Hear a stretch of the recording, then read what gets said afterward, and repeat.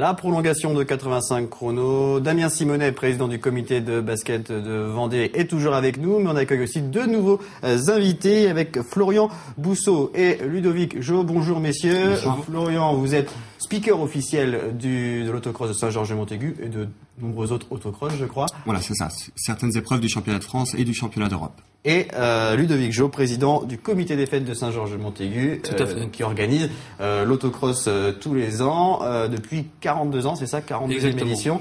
Mais cette année est particulière, on monte d'un niveau, puisqu'on n'est plus au championnat de France, on passe au championnat d'Europe. Voilà, tout à fait. On a accueilli, on a su la nouvelle fin décembre, qu'on allait recevoir la 5e manche du championnat d'Europe 2013. Donc pour nous, très bien. Un bon engouement pour les bénévoles.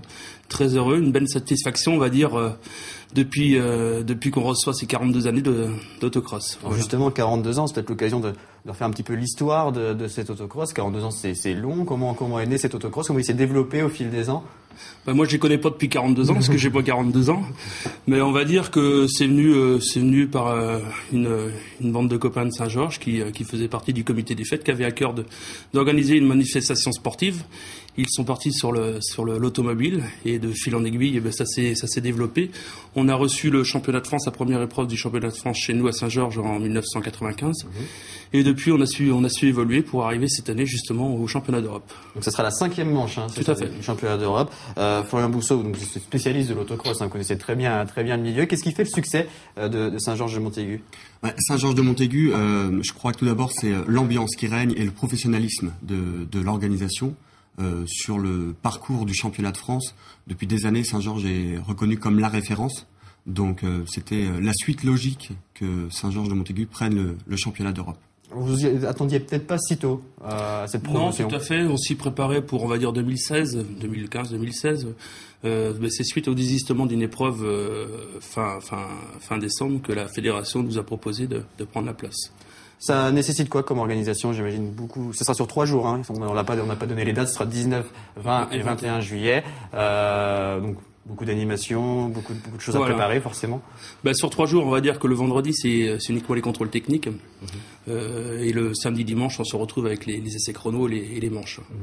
Donc voilà. Après, c'est vrai que nous, en termes d'organisation, ça nous demande quand même pas mal de boulot cette année, puisqu'on a des choses obligatoires à faire concernant, par exemple, l'électrification du parc. On est obligé de mettre un pôle électrique par pilote, une extension de tour de contrôle pour recevoir les médias. Donc on fait 80 mètres carrés de plus en tour de contrôle, et pas mal de choses comme ça qui font qu'on a pas mal de boulot cette année. Voilà.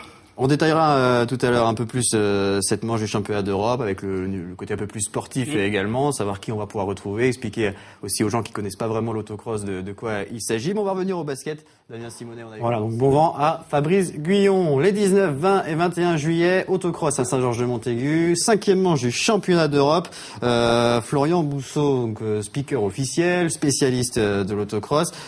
Pour ceux qui connaissent pas vraiment l'autocross, expliquez-nous ce qu'on va retrouver ce week-end-là, quel sera le niveau, le spectacle proposé. Alors, le spectacle sera grandiose. On retrouvera 150 pilotes qui viendront de 15 pays européens différents, répartis en 4 catégories.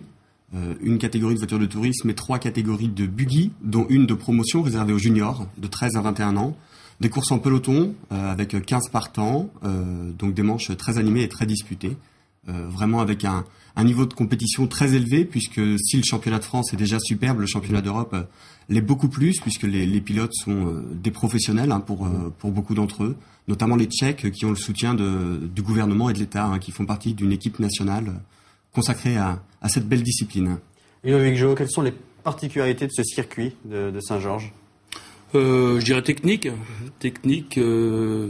accidenté aussi, c'est-à-dire que on est en dévers, c'est un circuit qui fait 930 mètres de long, avec toute une partie, la majorité est en dévers. Cette année, on a intégré un saut pour donner un petit peu plus de spectacle aussi au public. Donc voilà, c'est. Combien de personnes vous pouvez accueillir sur ce circuit en public? En public, le maximum possible. Maintenant, on espère avoir 15 000 personnes sur le 15 000 personnes, tout de même. Sur l'ensemble des week-ends, ouais. C'est une discipline développée en Vendée. Il y a beaucoup de pratiquants. On en parle de temps en temps dans l'émission des autocross organisés aux quatre coins de la Vendée?